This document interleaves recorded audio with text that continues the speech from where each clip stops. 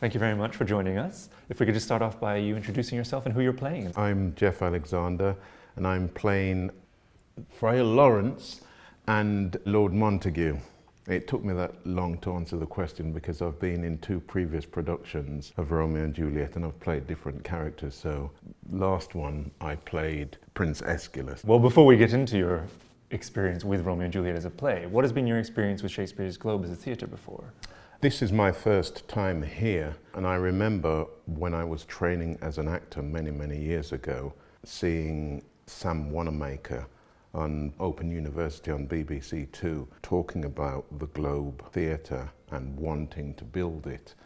And I remember thinking at the time, wow, it sounds such a fantastic project and it's a monumental task, and I'd so love to be involved and play there if it was ever built. And now, 27 years later, here I am. That's great. That's just great to finally be able to perform on it. Yeah. Have you been on the stage yet? We walked it in the first week. It's fantastic. Looking forward to having an audience there and saying some lines. Great. Tell us a little bit about your past with Shakespeare, from studying in school to... We never had it at school. I went to a comprehensive in Birmingham, and my first experience or knowledge of Shakespeare himself was my family moved to a house in 1977, and the previous owner had died and a lot of the stuff was left in there. And she must have been to Stratford at some point because she had a tea towel as a wall hanging, and it was a depiction of Shakespeare himself, and it had his birth date and his death date, which I noticed was the same date.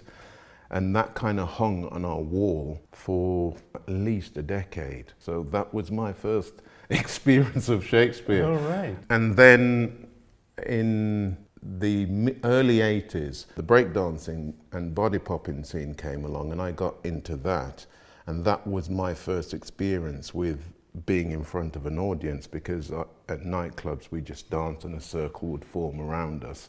And I kind of just got this bug of performing in front of people. And when that died down, or it kind of got saturated in 87, and my brother, who was in the group that we'd formed, he went off to train as a professional dancer, and he said, why don't you try acting?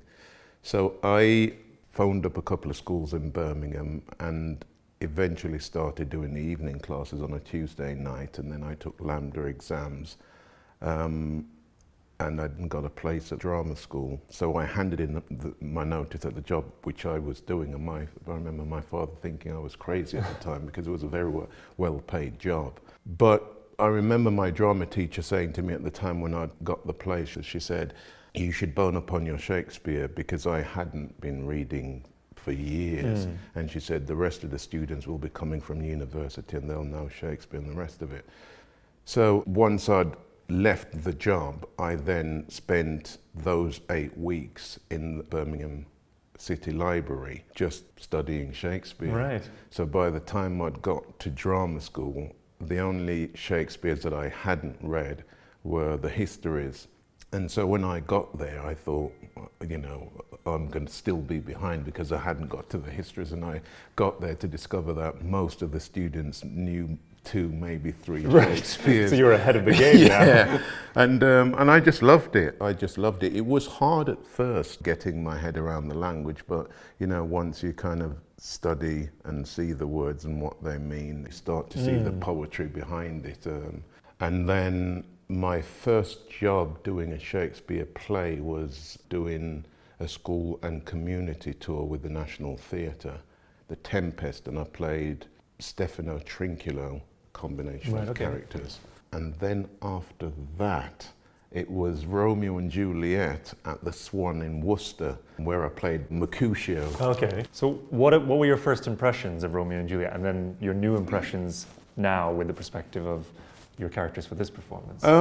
It's interesting playing one of the young characters that is feeling the heat of the summer, Mercutio, and knowing that there's a rival family there, the violence could break out at any time. And I remember in our production there was a lot of bright lights on the stage, and it was a period costume. It kind of just had a different energy. Right. And it's early in rehearsals here now, but now playing it from the perspective of Lord Montague, even though you're aware of this feud, there's like a tiredness about it, like it's still going on, and if it does break out, we still have to get involved, but it's almost like, oh no, here we go again. Right. Rather than Mercutio's, oh come on, you know, it's hot, and you know, if anyone comes along, then he's going to provoke a fight. What have been some of your highlights in rehearsal so far, and what are you most looking forward to?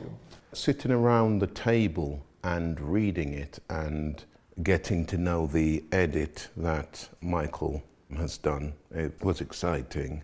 And then the dances and the fights are quite exciting as well. Well, I was wielding the sword, which I didn't think I would be doing, but yeah, so that's quite exciting as well. And then I suppose next, I'm looking forward to when I'm free of the script and can really discover the other layers and the beat and the rhythm of the piece. Great, and we look forward to catching up with you again when you have. Okay. Thank you so much for joining us today. Thank you for having me.